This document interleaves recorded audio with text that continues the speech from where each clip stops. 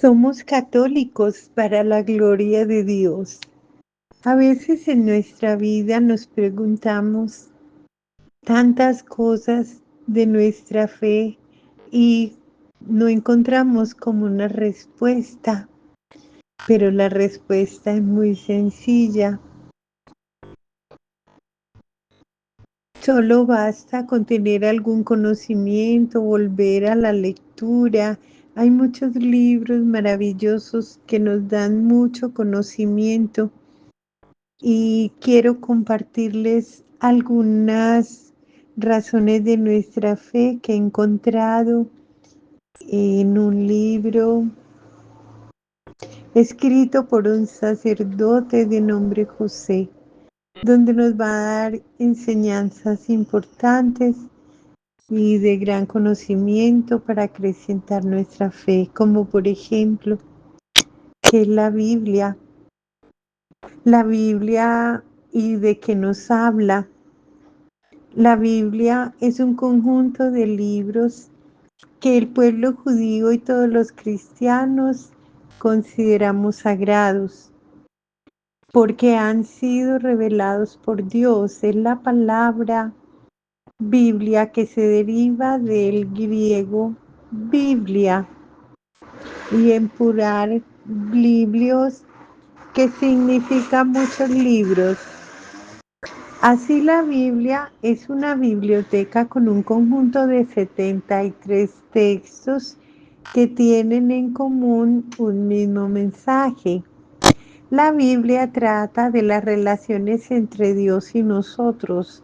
Él se revela a la humanidad y le muestra el camino de la salvación. Hay que recordar que el pueblo judío solo acepta la primera parte, la que nosotros los cristianos llamamos Antiguo Testamento. El Nuevo Testamento es la segunda y la más importante para nosotros los cristianos. La Biblia se escribió en griego, en hebreo. Los libros del Antiguo Testamento se escribieron en hebreo y los del Nuevo en griego. Estas lenguas originarias del tiempo de Jesús se hizo la primera traducción al latín y después se tradujo a otras lenguas.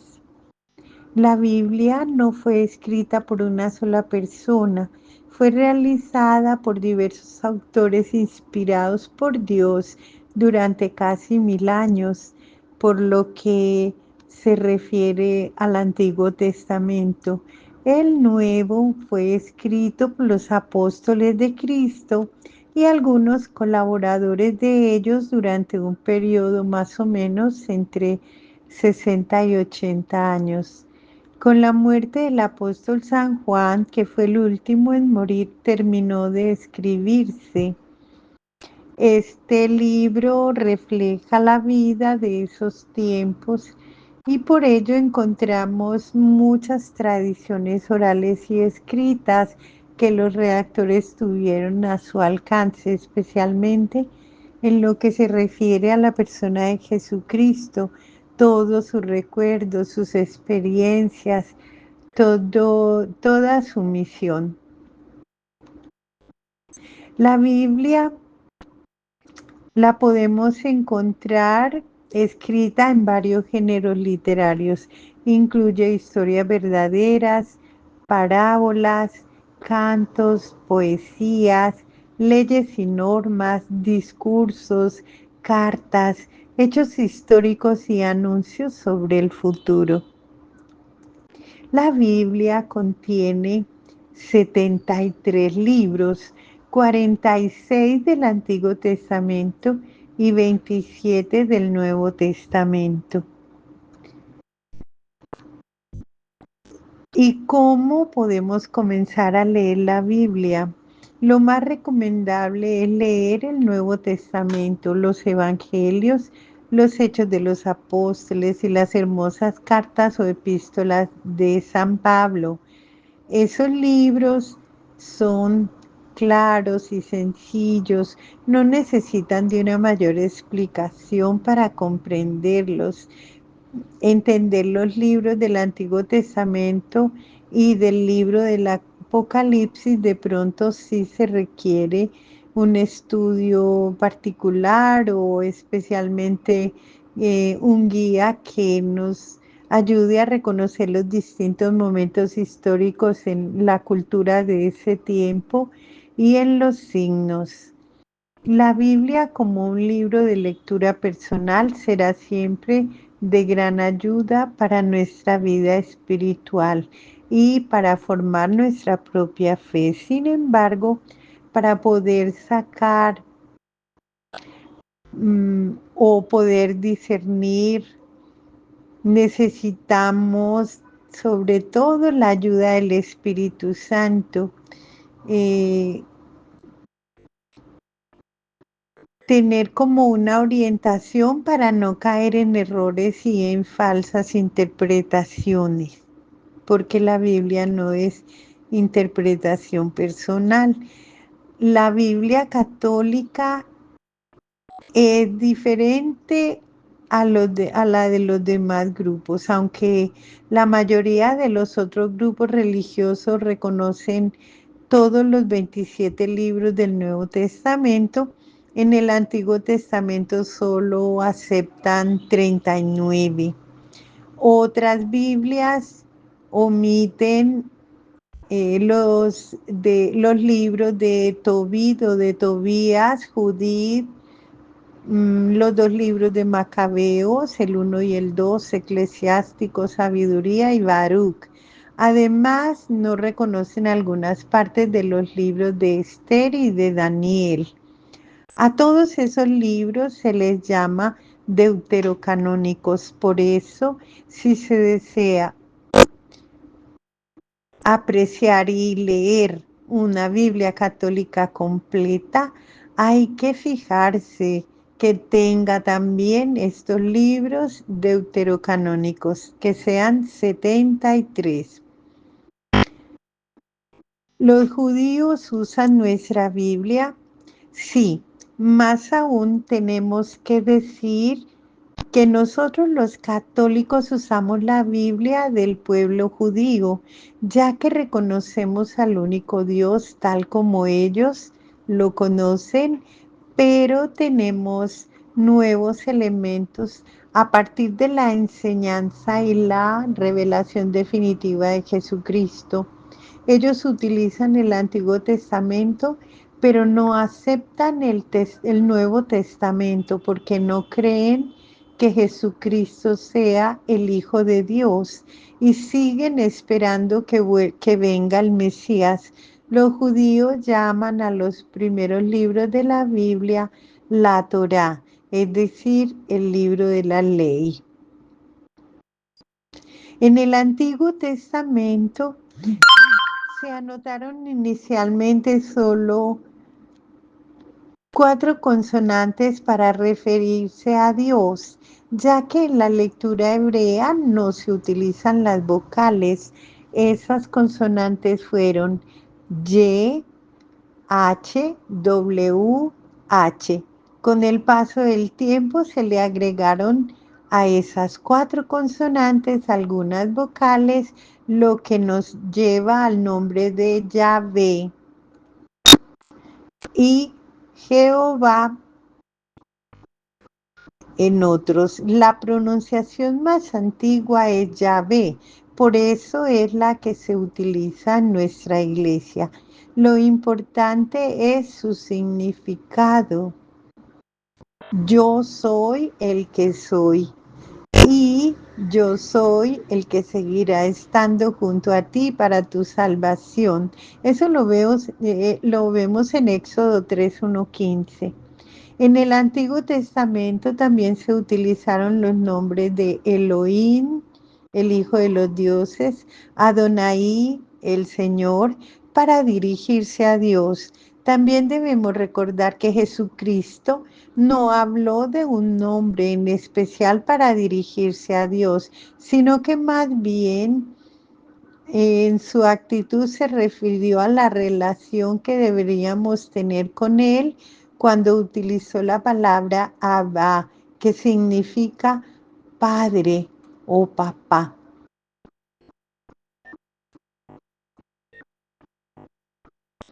En la creación, en el libro del Génesis, en sus primeros 11 capítulos, está escrito en lenguaje simbólico. Por lo tanto, no lo podemos leer en sentido literal para descubrir su verdadero significado. Dios creó en el universo en el tiempo, poco a poco. Para Dios un día es como 1000 años, dice la Sagrada Escritura. Es decir, un día es un tiempo largo o indeterminado y llegó a su momento culminante de la creación del hombre y la mujer. Además, en el libro del Génesis encontramos dos versiones distintas pero complementarias sobre la creación del mundo y del hombre. Esto nos permite comprender que la Biblia no intenta ofrecer una información sobre los detalles de la creación, sino que más bien nos da respuestas de fe al porqué y el para qué de ella. Dios ha creado con su poder todo cuanto existe, todo lo que ha hecho lo vio y dijo que era bueno y lo mantiene con su providencia. También por amor ha creado al hombre y a la mujer a pesar de su rebeldía contra él, es decir, el pecado. Continúan recibiendo la ayuda divina para encontrar el camino y los medios para su redención.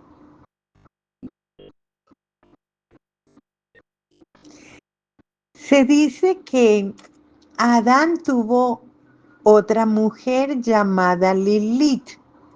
La figura de Lilith no se encuentra en la Biblia. Este personaje aparece en algunas narraciones de la antigua Mesopotamia que tratan de explicar el origen de la humanidad.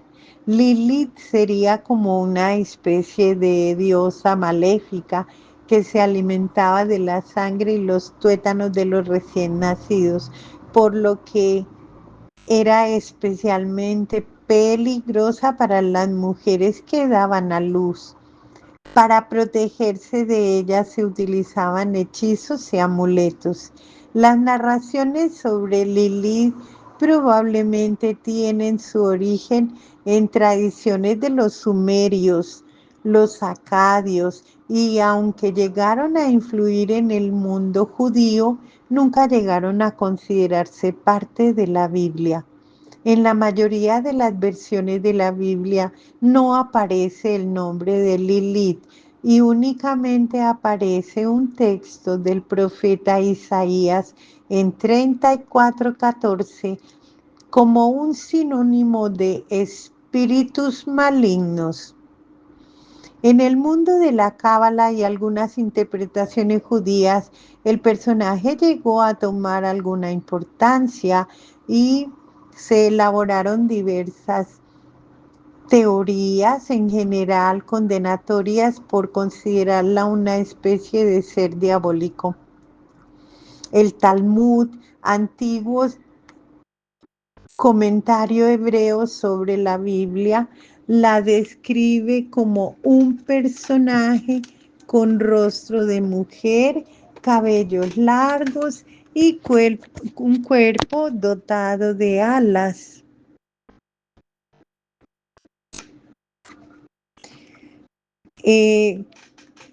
A partir de otras interpretaciones sin fundamento alguno, se atreven a decir que el libro del Génesis menciona a Lilith como la primera mujer de Adán, creada incluso antes que Eva.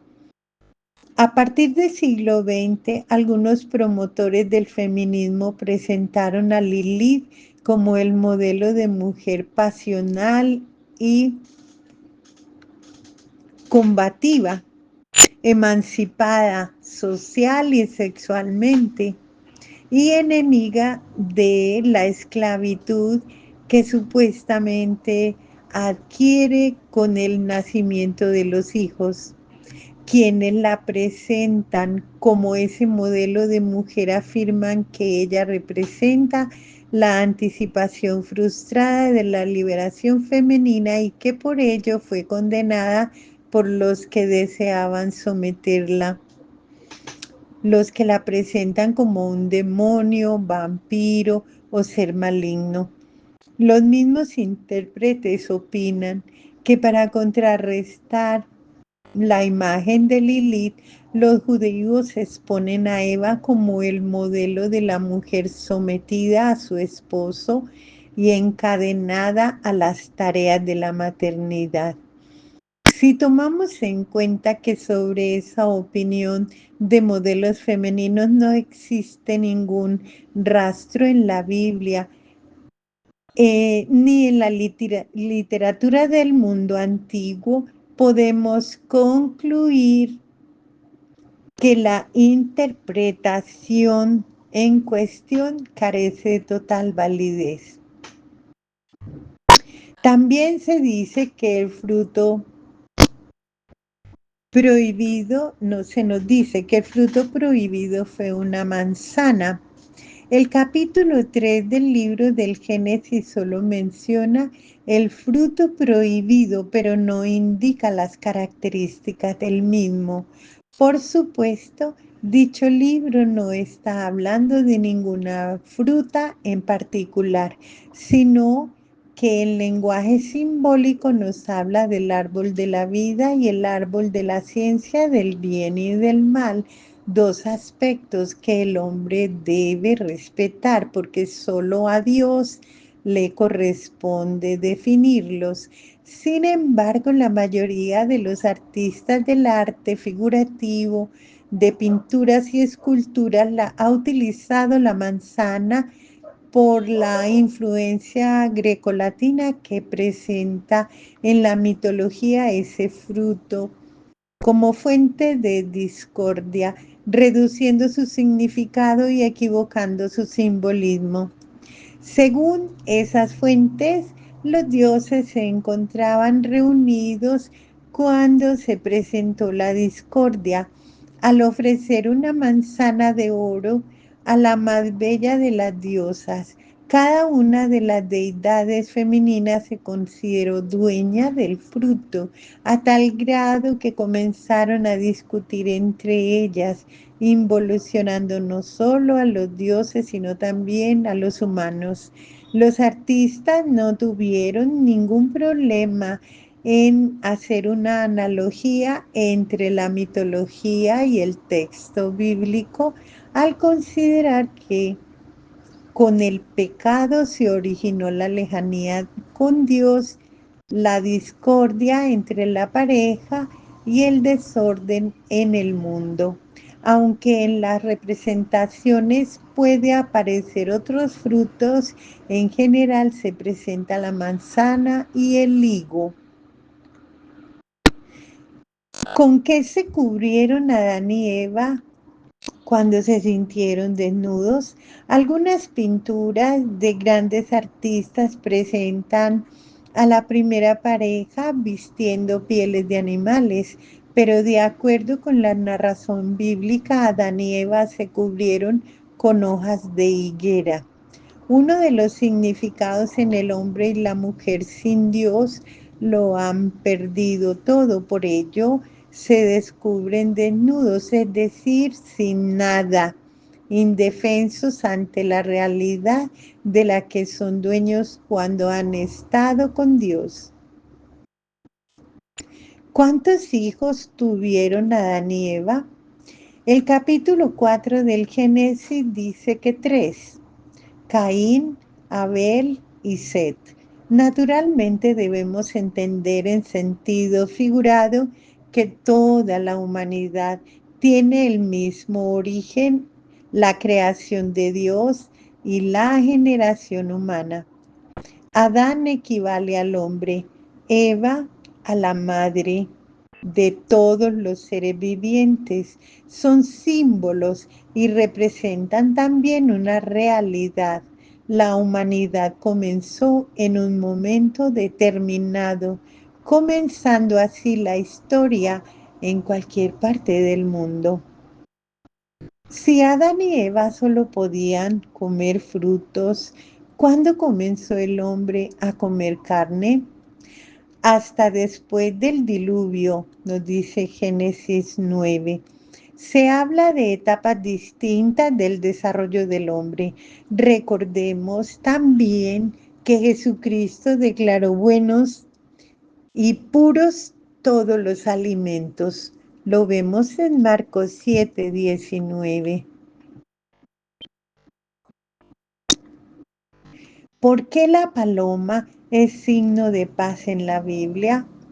Porque anunció la paz después del diluvio, cuando le llevó a Noé un ramo de olivo como muestra de que la tierra estaba nuevamente lista para ser habitada. Génesis 8:10. Según la Biblia, ¿quién inventó el vino? La primera persona que cultivó la vid y se embriagó con vino fue Noé. Génesis 9:20. ¿Por qué les llaman hebreos a los integrantes del pueblo de Dios? Porque Abraham, el hombre elegido por Dios para formar su pueblo, tuvo un antepasado llamado Eber. El padre de Abraham fue Chosno de Eber, o sea, hijo, nieto, bisnieto, tataranieto, Chosno. La genealogía entre Noé y Abraham fue la siguiente. Noé tuvo 3 hijos, Sem, Can y Jafet. Sem fue padre de Arfayat. Arfayad fue padre de Sala. Sala fue padre de Eber. Eber fue padre de Peleg. Peleg fue padre de Reú. Reú fue padre de Serug. Serug fue padre de Nacor. Nacor fue padre de Taré. Y Taré fue padre de Abraham. Génesis 11:10-26. Continuaremos en el próximo capítulo.